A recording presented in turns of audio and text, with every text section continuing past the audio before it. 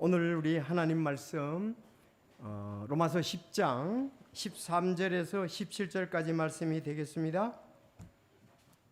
로마서 10장 13절에서 17절까지 못 찾으신 분은 스크린에 말씀이 나와 있습니다. 같이 보시겠습니다. 자, 찾으신 분들은 성경을 통해서 찾으시고요. 못 찾으신 분들은 스크린에 나와 있습니다. 이걸 보고 읽겠습니다. 제가 13절 읽고 여러분이 14절 읽고 이렇게 하겠습니다. 자, 13절 로마서 10장 13절입니다. 누구든지 주의 이름을 부르는 자는 구원을 받으리라. 그러면 그들이 자기들이 믿지 않은 분을 어찌 부르겠느냐? 자기들이 듣지 못한 분을 어찌 믿겠느냐? 선포자가 없이 어찌 듣겠느냐? 보내어지지 아니하였다면 그들이 어찌 선포하겠느냐? 이것은 기록된 바 화평의 복음을 선포하며 좋은 일들의 반가운 소식을 가져오는 자들의 발이 어찌 그리 아름다움과 함과 같으니라. 그러나 그들이 다 복음에 순종하지는 아니하였나니 이사야가 이르기를 주여 우리가 전한 것을 누가 믿었나이까 하느니라. 그러므로 믿음은 들음에 의해 오며 들음은 하나님의 말씀에 의해 오느니라. 아멘. 아멘. 기도하겠습니다. 하나님 아버지, 진리의 말씀 감사합니다. 참 그동안 이제 저희들 기도하고 또 찬양하며 드리는 은혜로 주님 일에 영화롭게 할 수 있게 해주셔서 감사합니다. 이제 주님 말씀 증거되는데 성령님께서 인도해 주셔서 이 말씀 귀담아 듣는 우리 모든 청중들 되게 하여 주시고 구원받아야 할 자가 구원받게 하시고 구원받은 자가 확신 가운데 있고 또 나서 땅끝까지 이르러 이 복음을 증거하는 일에 우리가 쓰이게 하여 주옵소서. 특별히 선교의 달을 맞이하여 저희도 선교에 대해서 좀 더 깊은 관심을 가지고 동참하게 해주셨음을 인해서 감사를 드립니다. 하나님 말씀이 우리 속에 있고 참 죽어가는 사람들에게 구원을 전하고자 하는 갈망이 우리 속에 날마다 넘치게 하여 주옵소서. 참 우리가 새 생명 가운데 사는 것이 얼마나 중요한지 또 천국 백성으로 소망 가운데 사는 것처럼 많은 사람들을 의로 돌아오게 하는 저희들이 되게 하여 주옵소서. 하늘에서 참 빛과 같이 빛나는 저희들이 되게 하여 주옵소서. 마침 말씀까지 도와주시기를 간절히 바라오며 예수님의 이름으로 기도드리옵나이다. 아멘. 여러분 제 옆에 소철이 아주 풍성하지요? 이 한 달 반 만에 이렇게 된 겁니다. 한 달 반 만에. 이 자랐다 그러면은 막 쑥쑥 자라서 5월 중순에 이게 싹이 나오기 시작했는데 지금 6월 말이잖아요. 한 달 반 만에 이렇게 이건 원래 나온 햇순입니다. 여러분 이 소철은 우리 교회 역사를 말해주거든요. 나무에 그 나이테가 이제 1년마다 하나씩 둘러지잖아요.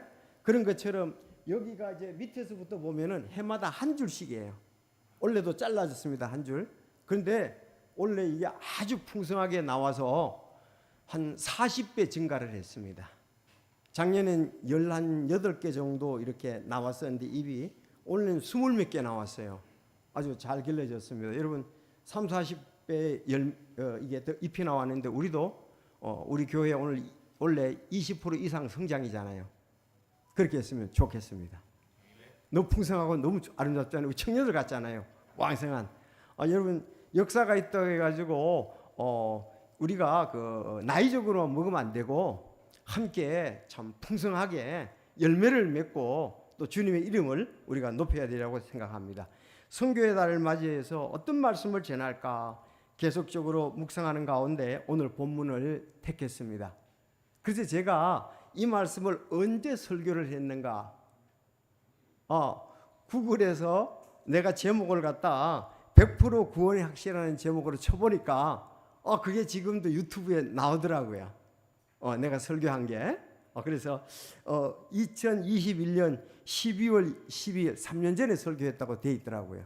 이 본문 말씀이 너무 선교에 대해서는 중요한 말씀이거든요. 아마 누구나 이 말씀은 잊어버리지 않을 것입니다. 특히 선교사가 되기를 소망하는 사람들 또 우리가 목회자로 소명을 받은 분들은 이 말씀이 분명히 마음속에 있어야 되겠죠. 그래서 오늘 제목은 내용을 지난번에 100% 구원의 확신이라는 제목으로 이제 12월 달에 설교를 했지만 오늘 내용을 또 이렇게 보면은 구원의 확신을 주는 말씀도 있지만 선교사와 화평의 복음이라는 그런 말씀이 여기서 적용이 되겠습니다. 오늘 제목은 선교사와 화평의 복음. 그래서 제가 100% 구원의 확신이라는 것을 구글에서 찾아서 보는데 그 밑에 이제 구원의 확신에 대해서 막 다른 사람들도 올리잖아요. 그렇죠? 구원의 확신에 대해서 설교라든가 내용을 올리는 분들이 많이 있었습니다.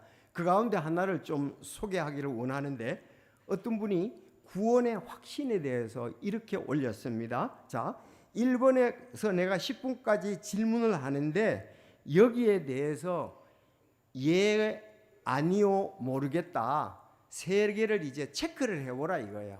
구원의 확신에 대해서. 자, 예, 그럼 맞다. 그건 잘 모르겠다. 또 이제 아니요 하면 이렇게 해보겠다. 체크를 해보라 그랬어요. 여러분들 이렇게 얘기하는 것을 내가 성경과 한번 비교해 보기 위해서 그래요. 첫째가 예가 하나도 없다면 이 사람은 불신자. 처음부터 다시 해야 할 것. 대답이 섞여 있다면 이 사람은 지식이 부족하거나 확신이 없음. 모두 예라고 했더라도 혹 오래 갈등한 번호는 없었는지 확인하고 도와준다 이렇게 되어 있습니다. 자, 그러면서 이제 당신은 예수를 믿고 그의 몸인 교회에 속해 있습니까? 첫 번째 질문이 그거예요.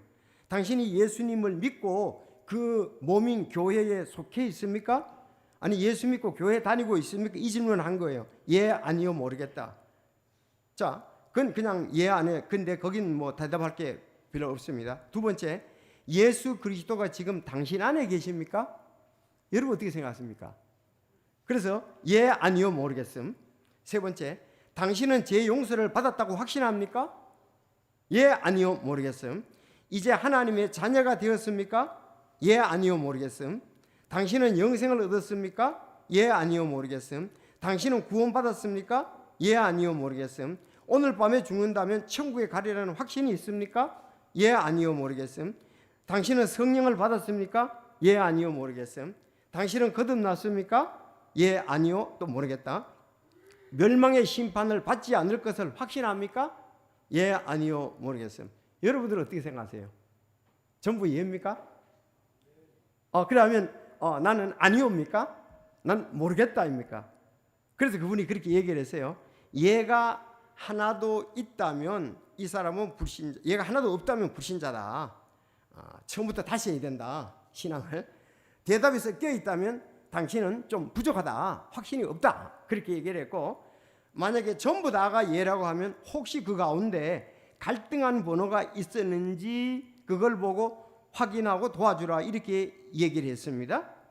자, 그리고 앞에서 당신은 당신의 마음 상태에 관한 10가지 질문에 대답함으로 자신이 구원받았음을 확인을 했습니다. 이제 당신은 그리스도인이 되었습니다. 그리스도인이 되었다는 것은 믿음으로 그리스도를 영접하여 그분이 주시는 사랑과 죄용서를 받았다는 말입니다. 이렇게 쭉 나옵니다. 자, 근데 이 말씀을 딱 들으면서 영적인 분별력을 가진 분들은 벌써 여러분 이런 것을 학습을 해가지고 예, 아니요, 모르겠음. 그걸로서 우리가 구원에 대해서 판단하는 거 물론 일부분 중에 하나라고 볼 수가 있습니다. 자, 이것을 학습을 통해 잘 알고 있느냐, 그거보다는 이 구원의 복음을 접하고 받아들였느냐 하는 것이 중요합니다. 맞습니까? 그래서 우리가 이제 일반적으로 교회에서 학습 문답, 세례 문답, 입교 문답, 여러분 문답을 통해서 하나님의 자녀되는 것은 아닙니다. 문답에 예 그렇게 믿습니다. 뭐 그 동의합니다. 그렇다고 천국 가는 것은 아닙니다. 우리는 이거보다도 더 중요한 뭘 봐야 됩니까? 여러분들 벌써 아시는 분 아신데 사도행전을 빨리 가보셔야 됩니다. 사도행전, 즉 사도행전은 사도들이 복음을 전할 때에 그들이 어떻게 믿었느냐가 중요한 것입니다. 그래서 제가 전에도 늘 얘기합니다만 사도행전 1장에서 12장까지는 베드로가 주로 설교한 내용이잖아요. 베드로 중심의 사역입니다. 자, 다음은요. 몇 장에서 몇 장까지?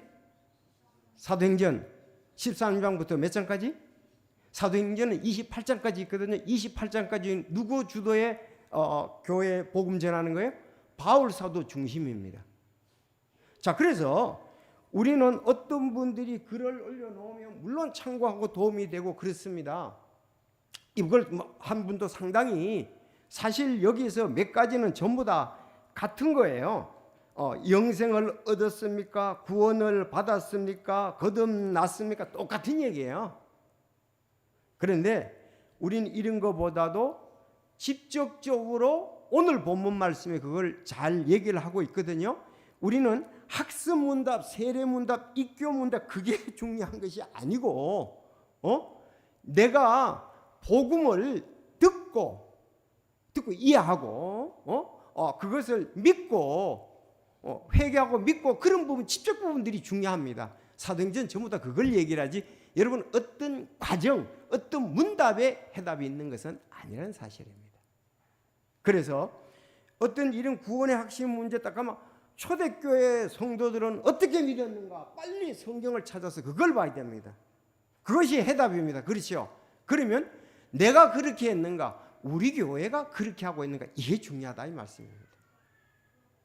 자, 오늘 본문에서 우리가 이게 화평의 복음, 바로 이것은 사람들로 하여금 구원을 받게 하는 거죠. 영존하는 생명을 얻게 하는 내용이라고 볼 수가 있습니다. 여러분, 구원은 참 중요하지요. 또 구원받게 하는 데는 우리가 학습이 내 알아야 되지만 성령의 역사가 말씀과 함께 중요합니다. 복음의 말씀이 증거되어야 되고 거기 성령의 인도함이 있어야 합니다. 그럴 때에 사람이 거듭날 수가 있습니다. 에베소서 2장 8절 여러분이 잘 암송하시는 거예요. 너희가 믿음을 통해 은혜로 구원을 받았나니 이것은 너희 자신에게서 난 것이 하나님의 선물이니라. 행위에서 난 것이 아니니 이것은 아무도 자랑하지 못하게 하렴이라 그랬습니다. 행위에서 난 것이 아니다. 이건 뭐라고요? 하나님의 은혜의 선물이다. 그렇게 말씀을 했습니다. 여러분, 우리가 구원받는 것, 하나님의 자녀가 되는 것, 그것은 하나님의 선물이고 우리가 하나님의 은혜, 믿음을 통해서 우리가 그것을 받게 되는 것입니다. 근데 아무도 아멘 안 하시네. 그럼 여러분은 행위로 합니까? 제가 화요반에 지난주에 물었어요. 여러분, 천국은 하나님의 은혜로 우리가 한 선행이랑 공로 없이 천국에 갑니까? 그렇게 갑니까? 물었더니 거기 분들이 아니요 그러더라고요. 그래서 내가 깜짝 놀랐어요. 우리가 선한 행위를 해야 천국 간다 이렇게 얘기를 하더라고요. 여러분, 오늘 우리가 그 헌금을 했잖아요. 어린이 성경학교 위해서 여름 캠프를 위해서 헌금을 했잖아요. 헌금했기 때문에 천국 가는 것은 아닙니다. 헌금했기 때문에 천국 가는 건 아니에요. 그것은 하나님의 이제 내가 먼저 믿었는데 하나님의 이제 그 사역들을 하는 것을 위해서 내가 헌금을 한 거지 천국 가기 위해서 헌금한 것은 아닙니다. 여러분, 천국 가는 데는 1원 한 푼도 천국 가는 데는 보탬이 되지 않습니다. 1원 한 푼도 천국 가는 데는 보탬이 되지 않습니다. 여러분, 천국 가는 것을 들어보면은 나올 것입니다. 그래서 우리가 여기에서도 그렇게 얘기를 하잖아요. 은혜로 구원을 받았다 그랬습니다. 앞으로 받을 것이 아니고 죽어봐서 그 구원을 받는 것이 아닙니다. 요한복음 5장 24절에도 진실로 진실로 내가 너희에게 내 말을 듣고 나 보내신 분을 믿는 자는 영존한 생명이 있고 그랬습니다. 있고 또 정죄에 이르지 않으니 심판에 이르지 않으니 지옥 가는 심판에 이르지 않으니 사망에서 생명으로 옮겨졌느니라 그랬습니다. 우리가 복음을 듣고 복음을 믿는 것이지 우리의 행위 선함은 천국 가는 데에 그것은 그렇게 보탬이 되지 못하고 하나도 보탬이 되지 못합니다. 단지 그거는 믿으려고 하는 마음에서는 필요하지만 천국 가는 자체는 오직 예수 그리스도의 십자가의 피의 공로밖에 없습니다. 우리 성도들은 너무 이게 익숙하죠. 그러나 익숙한 것이 내게 더욱더 확신이 되어야 될 줄로 믿습니다. 자, 구원이 얼마나 중요한 거냐? 바로 예수님께서 백성들을 죄에서 구원하기 위해서 이 땅에 오셨습니다. 그녀가 아들을 낳으리니 너는 그의 이름을 예수라라. 이는 그가 자기 백성들을 그들의 죄에서 구원할 자이심이라. 따라합시다. 죄에서 구원할 자. 예수님의 이름이 죄에서 구원할 자라는 뜻이에요. 죄에서 구원하는 자라는 뜻입니다. 예수 이름이. 우리 교회 오면은 한 번에 예배 중에서 한 번도 예수라는 이름이 빠진 적이 없습니다.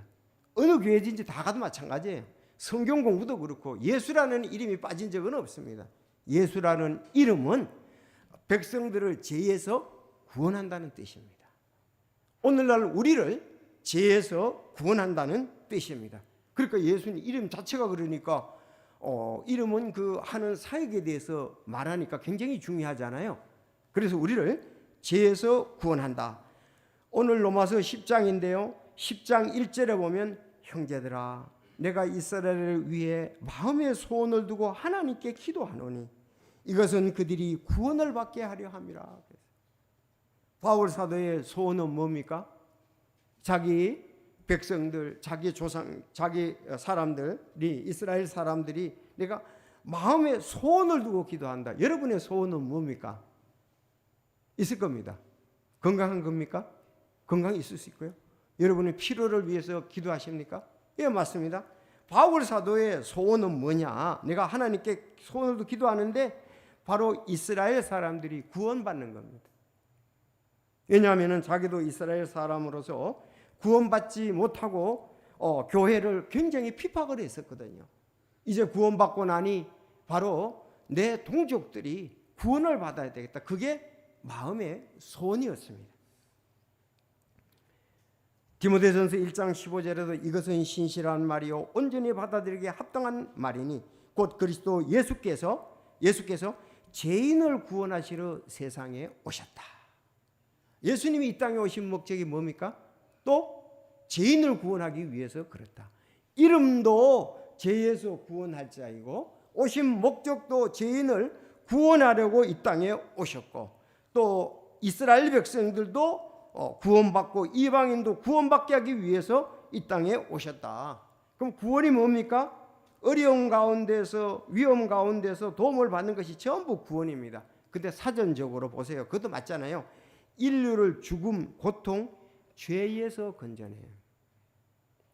인류를 죽음, 고통, 죄에서. 그러니까 안 죽는 사람은 없잖아요. 고통 안 받는 사람은 없잖아요. 죄 없는 사람이 없잖아요. 건져내기 위해서 이 땅에 오셨습니다. 그래서 아들을 믿는 자에게는 영존하는 생명이 있고 하나님의 아들을 믿지 않는 자는 생명이 없고 도리어 하나님의 진노가 그 위에 머물러 있느니라. 두 가지입니다. 아들 예수님을 믿는 자는 영존하는 생명이 있고 아들을 믿지 않는 자는 오히려 진노가 그 위에 머물러 있다. 여기 오신 분들은 둘 중에 하나거든요. 영존하는 아들을 믿어서 영존하는 생명을 가지고 있는 사람인가 있는가 하면 하나님의 아들을 믿지 않으므로 진노가 그 위에 머물러 있는 분도 있습니다. 이것은 하나님의 말씀입니다. 그래서 그러면 이쪽 편은 하나님의 아들을 믿어서 영존하는 생명이 있고 이쪽은 하나님의 아들을 믿지 않아서 진노가 그 위에 머물러 있습니까? 그건 아니죠. 여러분들이 둘 중에 하나인데 여러분은 어느 편에 있습니까? 진노가 머물러 있는 편에 있습니까? 아니면 영존하는 생명이 있는 편에 있습니까? 여러분 오늘 이제 진노가 아니라 영존하는 생명을 얻을 수가 있습니다. 그래서 몸은 죽여도 능히 혼은 죽이지 못하는 자를 두려워하지 말고 오직 혼과 몸을 능히 지옥에 멸하시는 분을 두려워하라 그랬습니다. 교회 나오려고 그러면 방해가 많지요. 가족들의 방해, 친구들의 방해, 이런저런 사람들의 직장 사람들의 방해, 방해가 많을 겁니다. 그래서 몸은 죽여도 최종적으로 몸은 죽여도 혼은 죽이지 못하는 사람을 두려워하지 말고 오직 혼과 몸을 능히 지옥에 멸하는 물을 두려워하라. 그렇게 말씀했습니다. 이게 진짜 좋은 거죠. 그래서 오늘 본문에 보면은 이제 누구든지 주의 이름을 부르는 자는 구원을 받는다. 그렇게 얘기를 하고 있습니다. 자, 오늘 간단히 세 가지 보면은 자, 구원을 받으려면 내가 영존하는 생명을 얻으려면 세 가지입니다. 첫째, 오늘 선교사와 화평의 복음. 선교사는 이 일을 하는 거예요. 목회자는 이 일을 하는 겁니다. 성도들도 이 일을 하는 거예요. 자, 첫째, 하나님 말씀 화평의 복음이 있어야 됩니다. 선교사는 하나님 말씀 화평의 복음이 있어야 됩니다. 목회자도 하나님 말씀 화평의 복음이 있어야 되고 온 성도들도 하나님 말씀 화평의 복음이 있어야 됩니다. 좀 전에 우리 찬양을 했잖아요. 화목해 하라신 구지의 말씀 있잖아요. 화목해 하라신 천사도 흠모하는 것. 화목해. 이거 화평케 한다는 말과 같잖아요. 왜? 하나님과 우리 사이가 원수 가운데 있고 진노 가운데 있으면 안 되잖아요. 하나님과 나 사이에 화평해야 된단 말이에요. 화목해야 된단 말이에요. 그래서 그것이 뭐냐? 화목하게 하는 것이 화평의 복음입니다. 화평케 하는 복음. 그거는 예수님의 십자가의 복음입니다. 다시 말하면 예수님이 십자가에서 우리에게 기쁜 소식, 복된 소식을 준비해 놓으셨죠. 뭐예요? 우리 죄를 위해서 십자가에 못 박혀 죽으시고 장사 지냈다가 3일 만에 부활한 것, 그것이 예수님의 십자가의 복음입니다. 두 번째, 이 화평의 복음을 듣고 가서 선포해야 된다 이거예요. 화평의 복음을 가서 선포해야 된다. 바로 화평의 복음을 가진 선교사가 있어야 되겠죠. 가서 선포를 해야 됩니다.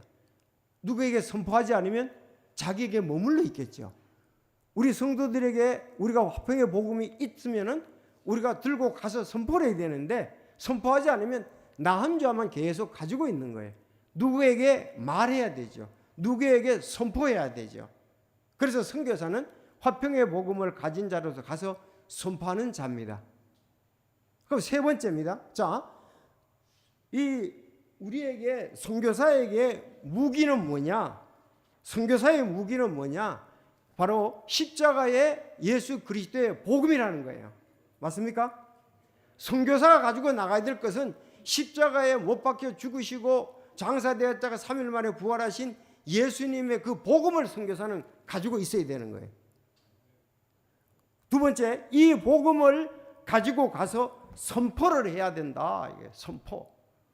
외국 나라에 가서 선포해야 되고 우리는 가까이 있는 친척들에게, 이웃들에게, 우리나라 사람들에게 선포를 해야 되죠.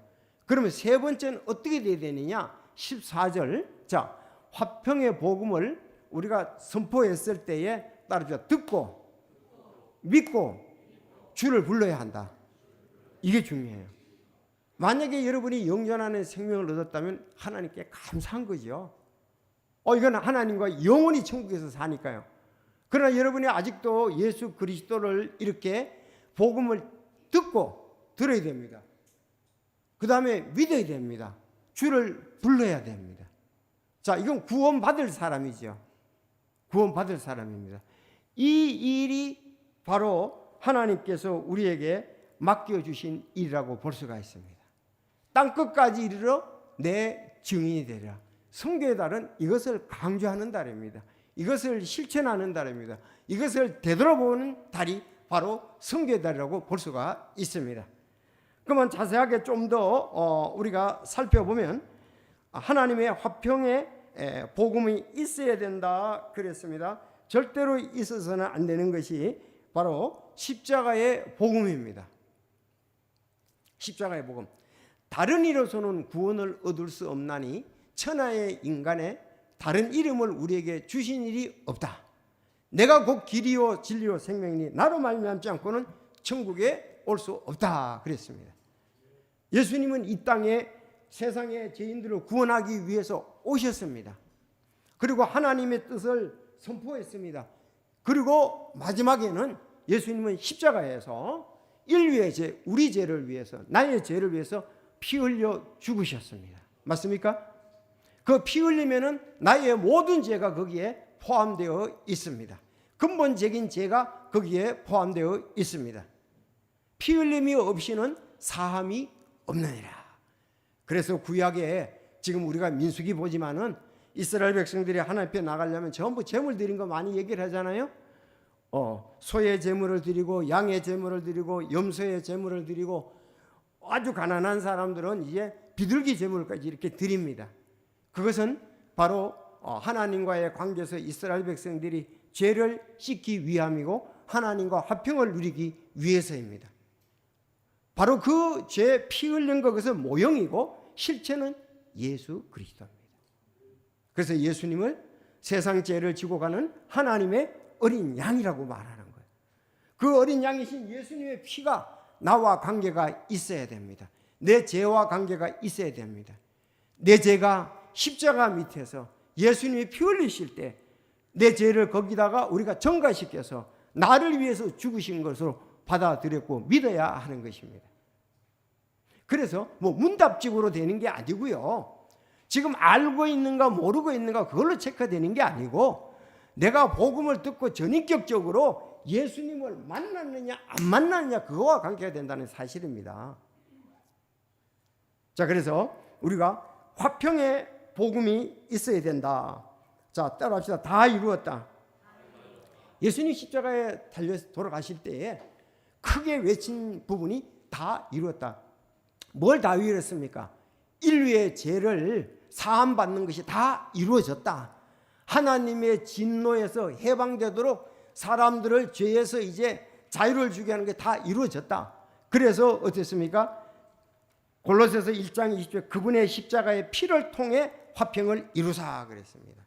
따집시다. 그분의 피를 통해 화평을 이루사 자신과 화해하게 하셨느니라. 다른 방법은 없어요. 예수 그리스도의 십자가의 피 외에는 화평을 하나님과 우리가 화목케 하는 방법 다른 것은 없습니다. 여러분 그 말씀을 믿으시기를 바랍니다. 십자가에 달려서 내 죄를 위해서 대신 죽으신 예수님을 믿으시기를 바랍니다. 그래서 요한복음 1장 29절 좀 전에 말씀드렸지만 세상 죄를 제거하시는 하나님의 어린 양이로다. 친히 나무에 달려 자신의 몸으로 우리 죄들을 지셨으니 친히 나무에 십자가에 달려서 자신의 몸으로 피 흘려서 우리의 죄를 지셨다. 우리의 죄를 제거하셨다고 말씀을 하고 있는 것입니다. 그래서 우리가 이 사실을 가지고 이 사실을 믿고 가야지 교회가 물론 윤리적으로 도덕적으로 옳은 것 선포하는 것 필요합니다. 그렇지만 핵심인 이 부분이 안 되고 그것을 하는 것은 그냥 도덕적으로 좋은 것으로 인도하는 것밖에 되지는 않습니다. 교회는 반드시 예수 그리스도의 십자가에 피 흘려 죽으심 그것을 전해야 됩니다. 그러지 않고는 인류가 내가 모든 사람이 죄 용서를 받을 수가 없습니다. 중요한 거죠. 화평의 복음 즉 십자가의 복음 십자가에 피 흘려 죽으심이 반드시 여러분이 있어야 되고 믿어야 한다는 사실입니다. 두 번째 화평의 복음을 들고 가서 선포해야 된다 그랬습니다. 15절 보세요. 보내어지지 아니하였으면 그들이 어찌 선포하리요. 누군가 보내야 선포를 할 거 아니냐 이 말이에요. 또 이것은 기록된 바 화평의 복음을 선포하며 좋은 일들의 반가운 소식을 가져오는 발이 어찌 그리 아름다움과 함과 같으니라 그랬습니다.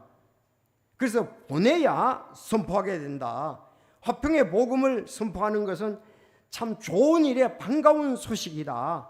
그 발이 어찌 그리 아름다움과 같도다. 이렇게. 여러분 전도자의 발음은 아름다운 것입니다. 왜? 하나님과 화평케 하고 하나님과 화목케 하고 우리가 진노로부터 자유함을 얻고 지옥에 가지 않고 천국에 가는 것 그보다 더 중요한 것이 어디에 있겠습니까?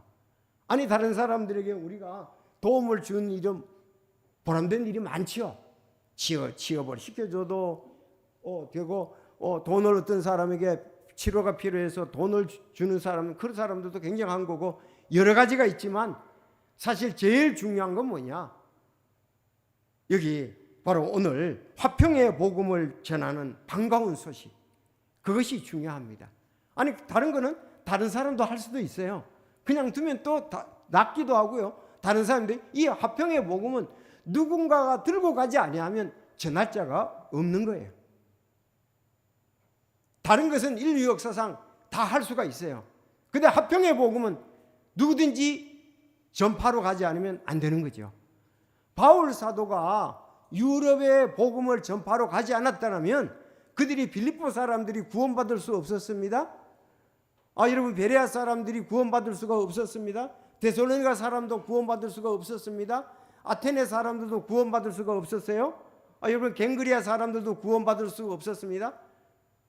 그가 갔기 때문에, 복음을 들고 갔기 때문에 그들이 구원받을 수가 있었던 것입니다. 여러분, 우리도 선교사들이, 미국의 선교사들이 한국에 오지 않으면 한국 사람들은 구원받을 수가 없었습니다. 대부분 미국의 선교사들이죠. 뭐 언더우드, 아펜셀러, 또 우리 포스터 선교사님도 마찬가지 않습니까? 그러니까 누군가가 복음을 들고 와서 선포를 해야 된다. 그러면 지금은 누가 가겠느냐 이거예요. 만약에 우리가 계속 우리끼리만 모인다 그러면은 일본의 사람들이 만약에 어느 도시에 믿는 사람이 없다 그러면 그 중에 구원받을 사람 한 사람도 없습니다. 미국에도 어느 도시가 전부 안 믿는 도시라면 그곳에 누군가가 구원의 복음을 선포하지 않으면 그들도 영존하는 생명을 얻지 못하게 될 것입니다. 그래서 복음을 우리가 들고 가서 선포를 해야 된다. 이거는 이사야가 말한 대로 좋은 소식을 가져오고 화평을 선포하며 복된 소식을 가져오는 이 굉장히 중요한 사실이다. 그 말이 너무 아름답다 이 말입니다. 여러분들, 이 복음이란 말이 유앙겔리온이라는 말인데요. 유라는 말은 기쁨이란 뜻이고 앙겔리온은 천사라는 뜻입니다. 기쁜 소식을 전하는 천사, 기쁜 소식을 전하는 우리가 사자라고도 이렇게 표현하죠. 전력이라고도 표현하죠. 그래서 이 일이야말로 굉장히 기쁘다. 그래서 초대교회는 이 복음의 기쁜 소식이 너무나 크고 위대했기 때문에 일반적인 기쁨과는 구별되어서 유앙겔리온, 이건 천사가 전하는 기쁜 소식이다, 그렇게 불렀던 거예요.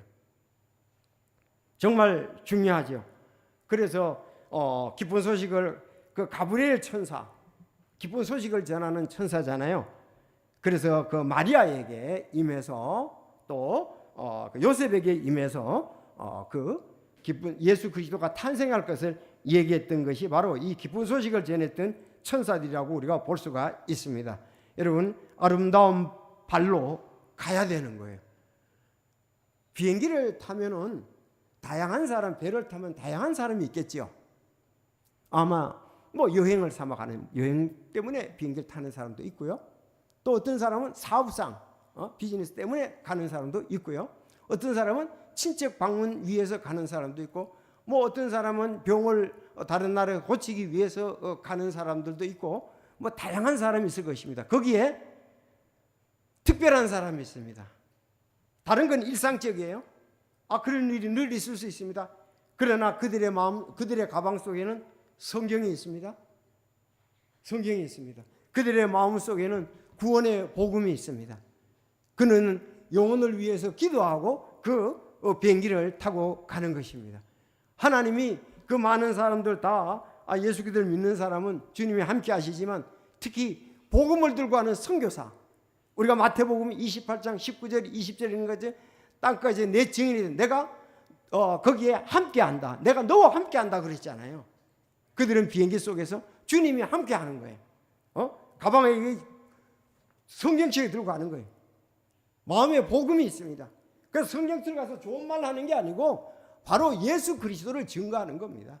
혼들이 구원받도록 하는 일을 하는 겁니다. 어저께도 저희들이 이제 우리 주차장에서 복음 카페를 했는데 많은 분들이 이렇게 와서 음료도 다가도 이렇게 가셨는데, 저희들 목표는 그분들이 정말 예수 그리스도의 복음을 듣고 하나님의 자녀가 되는 거예요. 영존하는 생명을 얻는 거예요. 천국에 가는 것입니다. 하나님이 창조주잖아요. 인류가 죄를 범해서 우리가 하나님으로부터 멀어졌지 않습니까? 잃어버린 양이 됐지 않습니까? 이제 하나님께 돌아오라고 우리가 기쁜 소식을 전하는 겁니다. 하나님께 돌아오는 방법은 바로 예수 그리스도의 화평의 복음을 통해서 돌아올 수가 있고, 우리는 지역에서 복음을 선포하고 또 온 나라에 가서 세상에 가서 복음을 선포할 사람들이 있는 것입니다. 그래서 그러므로 가서 모든 민족을 가르치고 그랬고 내가 세상의 끝까지 함께한다고 말씀을 하고 있습니다. 땅의 맨 끝지역까지 이르러 증인이 되리라. 그래서 복음을 들고 와서 누군가가 선포해야 됩니다. 여러분들 전도지를 통해서 복음이 비례된 전도지를 누구에게 돌립니다. 만약에 우리가 1년 내내 구원의 복음을 선포하지 않으면 한 사람도 얻을 수가 없어요. 그러면 또 선교사도 보내지도 않아. 그러면 우리 자체에 맨날 머물러 있게 되는 것입니다. 우리는 가까이 내 주변에 있는 사람이 복음을 듣고 하나님의 자녀가 되고 영원한 생명을 얻어야 되고 동시에 땅끝까지 이르러 다른 나라에 가서도 그렇게 해야 된다는 겁니다.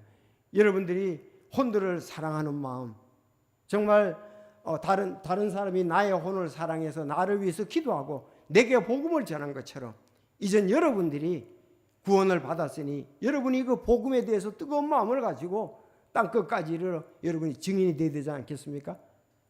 그럼 여러분들이 기도하고 또 선교로 그분들에게 후원해서 동참할 수가 있습니다. 마지막, 복음을 듣고 믿고 여러분 오늘 여기에 아직 구원받지 못한 분은 여기에 해당됩니다. 그런즉 그들이 자기들이 믿지 않는 분을 어찌 부르리요? 자기가 듣지 못한 분을 어찌 믿으리요? 선포자가 없이 어찌 들으리요? 그랬습니다. 자, 우리가 구원의 복음을 먼저 잘 들어야 됩니다. 맞습니까? 근데 듣고 그것도 이해를 해야 돼요. 명목적으로 믿을 수 없잖아요. 듣고 이해하고 그리고 다음 어떻습니까? 믿음으로 받아들여야 되는 거예요. 그리고 주님을 불러야 되는 거예요. 듣고 믿고 주를 불러야 된다. 따라합시다. 듣고 믿고 주를 불러야 된다. 우리 모두 그런 과정을 사실 거친 거예요. 우리는 복음을 들었습니다. 복음을 믿었습니다. 내가 믿고 주님을 불렀습니다. 회개하고 주님을 불렀습니다. 이게 진심으로 돼야 된다는 사실입니다. 여기 죄를 지은 사람이 있습니다. 그 사람은 죄를 회개하고 예수 그리스도를 믿게 된다는 겁니다. 사함번을 좀 가볍게 여기는 분들이 있고 오해를 하는 분들이 있는데, 목사님 마태복음 7장 20절에 보면 주여 주여 부르는 자가 다 천국에 간다고 안 그랬지 않습니까? 그런데 이거를 잘 아셔야 돼요. 듣고 믿고 주를 부른다, 이 말을 믿는다는 말도 마찬가지로 부른다는 건데, 이 부른다는 말이, 믿는다는 말이 중요해. 따라합시다. 전심으로 믿는다, 진실로 부른다, 그게 중요해요. 그냥 지적으로 동의하는 거, 알았어 그러면 좋겠지, 이게 아닙니다. 그래서 제가 이제 사도행전 8장에 보면은 이디오피아 내시가 침례를 받으려고 그러죠. 그랬더니 빌립이 그냥 주는 게 아니고 뭐라 그랬습니까? 빌립이 이르되 만일 그대가 마음을 다하여 믿으면 받을 수 있느냐. 마음을 다하여 믿어야 됩니다. 여기 부른다는 말이 그냥 이렇게 의미 없이 부른다는 그 말이 아니고, 그 사실을 내가 진실로 믿는 걸로 부른다, 이 말입니다. 그 헬라어 뜻이 그래요. 뭐 의미 없이 가볍게 부르는 게 아니고, 내가 진실로 죄인인 걸 알았으니 예수님이 내 죄를 위해서 죽으시고 묻히셨다가 3일 만에 부활한 것을 나를 위해서 죽으신 걸로 진짜 그것을 내 마음에 믿는 것을 믿으니까 우리가 주님이라고 부르는 겁니다. 그래서 믿고 입으로 시인한다. 자, 사도행전 고린도전서 15장 2절에 보면 그렇게 얘기를 했어요. 잘 들으십시오. 너희가 만일 내가 너희에게 선포한 것을 기억하고 헛되이 믿지 아니했으면 역시 그 복음으로 구원을 받았느니라. 받았느니라. 그래서 완료예요, 완료. 뭐 죽어봐야 한다는 말은 절대로 그 사람 말 믿지 마세요. 그거는 진정한 복음에 내가 죽어봐야 천국 갈지 지옥 갈지 그거는 믿음이 없는 거예요. 그건 결과인데 무슨 뭐 그걸 뭐 믿는 거 결과잖아요. 죽으면 끝나는데. 그게 아니에요. 그 복음으로 구원을 받았느니라, 영전하는 생명을 얻었느니라 그랬어요. 확실히 믿었으면 지금 믿는 거고 안 믿었으면 안 믿는 거지. 뭐 중간지대가 회색지대는 없습니다. 검은 거 아니면 흰 거 두 개예요. 난 믿는 것 같고 안 믿는 거 그건 안 믿는 거예요. 그래서 진실로 믿는다, 마음을 다하여 믿는다, 그 말이 여기에 있는 겁니다. 그래서 구원을 받았느니라. 나 역시 받은 것을 무엇보다 먼저 너에게 전하니 그것은 성경 기록대로 그리스도께서 우리 죄들을 인하여 죽으시고 내 죄를 인하여 죽고 묻히셨다가 성경 기록대로 셋째 날에 다시 일어나시고 그렇게 말씀을 하고 있습니다. 바울 사도가 자기가 예수님을 굉장히 반대했잖아요. 그래서 예수 믿는 사람을 잡아다가 감옥에 가두기 위해서 지금 다른 나라로 가는 중. 그래서 다마스커스 도상에서 그가 예수님을 만났잖아요. 만나고 난 다음에 예수님이 메시아 맞다. 유대인들이 가서 막 전했던 거예요. 회당에 가서 전했습니다. 자, 그리고 난 다음에 그가 이제는 그 복음을 전하는 일에 사도로 부르심을 받았고 일생이 이 복음 전하는 사람이었습니다. 근데 아시아에서 이렇게 복음을 전하고 있었습니다. 지금의 터키입니다. 그래서 복음을 전하고 있는데 성령님께서 이제 터키에서 전하지 말고 여기 수도배라. 그렇게 막 길을 막으시는 거예요. 그런데 밤에 환상 중에 제가 이 일을 잊을 수가 없는 게 퍼스트 선교사님 때문에 그렇습니다. 근데 밤에 환상 중에 이거 들어와야 이제 도착을 했는데 바다 넘어 저기 마게도니아 지역에 있는 지역에서 한 사람이 밤에 환상 가운데 바울 사도에게 얘기하는 거예요. 건너와서 우리를 도우라. 이 에게해 바다를 건너와서 우리를 도우라 이거예요. 우리를 구원해달라는 거예요. 성령께서는 아시아에서 복음을 전하지 이제 못하게 하시고 환상 가운데 이제 건너와서 우리를, 그것이 유럽입니다. 그것이 마케도니아와 아가였다는 사실입니다. 그래서 건너와서 우리를 도우라. 그 환상을 본 뒤 주께서 그들에게 복음 선포하라고 우리를 부르신 줄로 확신하였으므로 우리가 즉시 마케도니아로 들어가라고 힘쓰니라. 에게의 바다를 걸라고 힘쓰. 그래서 에게의 바다를 건너갔습니다.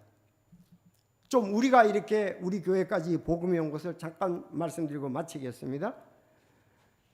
1945년 8월 15일 일본에 이제 6.25도 있었고 우리가 그 앞에 우리 해방에 대해서 좀 얘기하면 천황 히로히토가 라디오 방송을 통해서 항복을 선언했죠. 우리 해방된 나라네요. 1945년 8월 15일 그렇죠? 일본이 항복함으로 우리가 해방이 됐지 않습니까? 자, 그럴 때에 우리 아이크 포스도 지금 올 때 보면 사진이 많이 붙어 있지 않습니까? 오늘 이제 다 띄었나요? 네. 자, 그 사진에 보면은 그 미국 선교사님이 이제 띄었네? 예. 근데 그분이 이제 1945년도에 필리핀에서 근무했어요. 아이작 포스드. 예. 그런데 미국에서 명령이 온 거예요. 배를 타고 일본을 점령하라는 거. 일본이 항복을 했으니까 빨리 가서 점령을 하라 이거. 필리핀에 지금 군인으로서 가 있는데 일본으로 가라는 명령을 받았습니다. 그래서 1945년 바로 해방 2달 후에 일본에 도착을 했습니다. 일본에 도착을 해가지고 군인으로서 한 2년간 근무를 했어요. 그러다가 이제 근무가 다 끝나고 난 다음에 1947년에 미국으로 돌아가서 신학교 다니다 그랬으니까 신학교로 돌아왔습니다. 그리고 2년 후에 1949년부터 53년까지 5년간 일본 선교사로서 다시 와서 일본에서 군근무 2년 하는데 갔는데 다시 나와서 그러니까 5년간을 갔다가 일본 선교를 하는 겁니다. 근데 일본 선교를 1953년까지 우리가 하는 동안에 우리나라가 유교가 1950년에 났잖아요. 그렇죠? 일본은 항복하고 48년 한 2년 후에 우리가 굉장히 어려울 때죠. 그때 이제 우리가 유교가 터진 거예요. 유교가 터졌으니 일본에서 바라볼 때에 한국이 어떻게 했느냐 이거예요. 아주 피폐하고 그런 소식을 접해 들었습니다. 근데 일본 사역이 아주 잘 됐어요. 여러분 우리가 일본에는 교회가 별로 없어요. 일본 선교를 그렇게 하려고 해도 일본 사람이 잘 안 믿는 거예요. 그리고 일본 사람은요 솔직히 한국 사람 말을 전에도 보고 안 들어요. 일본 가면 한국 차가 없다니까요 대부분. 전부 일본은 한국차가 없어요. 미국 가면 많은데 현대차, 기아차 많은데 없어요. 왜? 일본 사람들은 한국 사람들에 대해서 좀 낮게 보는 그런 그 마음이 있습니다. 그런데 미국 사람들에 대해서는 굉장히 높이고 우월하고 그래요. 그래서 미국 선교사가 오니까 이게 영어도 그렇거니와 먹히 들어가는 거예요. 그래서 선교사님이 그 5년간 사역을 할 때 가장 많이 모일 때가 834명이 모였다고 합니다. 그 지금도 가보면은 아주 그 길 옆에다가 몇백 평 되는 지바 성서 침례교, 제가 그때 이제 언제였죠? 지금 한 17년에 1917년, 지금부터 한 7년 전에 제가 일본에 갔을 때, 그런데 진짜 행당동 교회 같이 터가 그보다 더 져요. 위치가 바로 또 도로 옆인데 넓게 이렇게 평평하게 있더라고요. 거기서 사역을 할 때 많은 사람들이 구원받고 돌아왔습니다. 그런데 일본 사역을 계속하고 있는데 하나님께서 선교사님에게 부담감을 주시는 거예요. 저 대한해변을 건너면은 한국인데 저 사람들이 엄청 경제적으로 어렵다 이거예요. 혼적으로 어렵다 이거예요. 마치 마게도냐 한 사람이 건너와서 우리를 도우라는 것처럼 한국 사람이 거기 선교사님을 부르고 계시는 거예요. 일본 선교사역도 잘 됐지만은 그래서 한국에 오신 거예요. 그 제가 일본에 갔을 때 그 일본 원로 목사님 사모님은 살아 계시고 목사님은 돌아가셨는데 그러시더라고요. 그 과정을 쭉 얘기를 하더라고. 그 포스터 선교사님이 일본 사역이 참 잘 됐고 자기들은 존경하고 그랬었는데 한국으로 간다, 한국으로 가서 선교하겠다 그래가지고 자기들이 엄청 울었다 그래요. 그래서 마지막 요코하마 항구에서 선교사님을 이제 보내는데 가서 다시 돌아올 수 없냐고. 그러니까 한국이 더 어렵다. 우리 한국 사람을 사랑해야 된다. 내가 한국에 가서 복음을 전해야 된다. 그래서 한국에 이제 우리 성서 침례교회 독립 침례교회 선교사로는 최초로 오셨죠. 오셔가지고 요코하마 항구에서 그들이 진짜 서로가 이별을 하고 이제 한국의 인천에 있는 제물포 항구에 도착을 한 겁니다. 그때가 1953년 11월 달입니다. 54년? 네. 54년 11월 18일 날 인천 제물포 항구로 선교를 오셨습니다. 한 사람도 선교사님 오셨느냐고 반가워해 주는 사람은 없었습니다. 일본의 지바 성서 침례교회 성도들은 수십 명이 가가지고 거기서 잘 가시라고 좋은 사역 이루고 우리 기도하겠다고. 근데 한국에서 누구 하나 맞이하는 사람은 없잖아요. 그야말로 성경책, 한국에서 영혼을 사랑하는 마음, 복음 그밖에 없었습니다. 오셔가지고 이제 한국에 오셔서 처음에 이제 미군들 사역 위주로 하면서 교회를 시작해서 55년부터 이제 행당동 성서 침례교회 사역을 하시고 그 다음에 이제 그 교회에서 계속적으로 교회를 개척해서 우리가 여기 있게 되었습니다. 그분의 마음에는 한국의 영혼들 구원의 복음이 있었습니다. 하나님 말씀 오직 성령께서 너희에게 오신 뒤에 너희가 권능을 받고 예루살렘과 온 유대와 사마리아에 이르고 그리고 땅의 맨 끝지역까지 이르러 나를 위한 증인이 되리라. 예수님이 십자가에 죽으신가 부활하심과 승천하심의 증인을 필요로 하는데 사도들은 전부 다 그것의 증인이었습니다. 이젠 그 증인들을 통해서 우리가 믿게 되었습니다. 이젠 우리가 선교사로 가야 되는 거예요. 저희 교회도 이제 신학교와 또 지방교회와 해외 선교를 하고 있습니다. 그런데 지금 나가 있는 분들 지금 누군가가 또 나가야 됩니다. 젊은 사람이 나가야 되잖아요. 아니 선교사님들이 지금 이제 연세가 좀 있으신 분도 있습니다. 만약에 이 복음이 중요한데 내가 구원받았다면 나도 혼들을 구원하기 위해서 누군가 가야 되지 않겠습니까? 누군가를 위해서 우리가 그러면 기도를 하고 후원을 해야 되지 않겠습니까? 아니 표사 선교사님이 오시는데 뱃삭이라도 미국의 성도들이 아마 후원을 했기 때문에 여기 우리가 있는 것입니다. 그분이 교회를 세울 때에 우리 교회도 보면 할 때에 봉천동 산 102번지 땅을 살 때 어제도 어떤 분이 와서 얘기를 하더라고요. 여기 옆에 계시는 분이. 그때 우리가 한 100몇 평을 가지고 있었어요. 요 산 2번지 제일 높은데 두산 아파트 205동짜리에 그 정도 될 거예요. 근데 거기에 처음에 선교사님이 미국의 선교원금을 가지고 산 거예요. 8평 되는 거 이렇게 9평 되는 전부 사가지고 더 많이 짓게 됐던 거죠. 자, 그래서 여러분들 오늘 선교사와 화평의 복음이라는 제목으로 말씀을 드렸습니다. 화평의 복음, 십자가의 복음이 분명히 있어야 됩니다.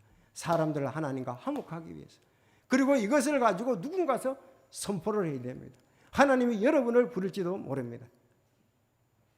그리고 또 가서 이제 우리는 한 사람들이 바로 복음을 듣고 십자가의 복음을 듣고 믿고 주를 불러야 합니다. 만약에 이제 3번이 여러분에게 돼 있다면 여러분은 하나님의 자녀가 된 것입니다.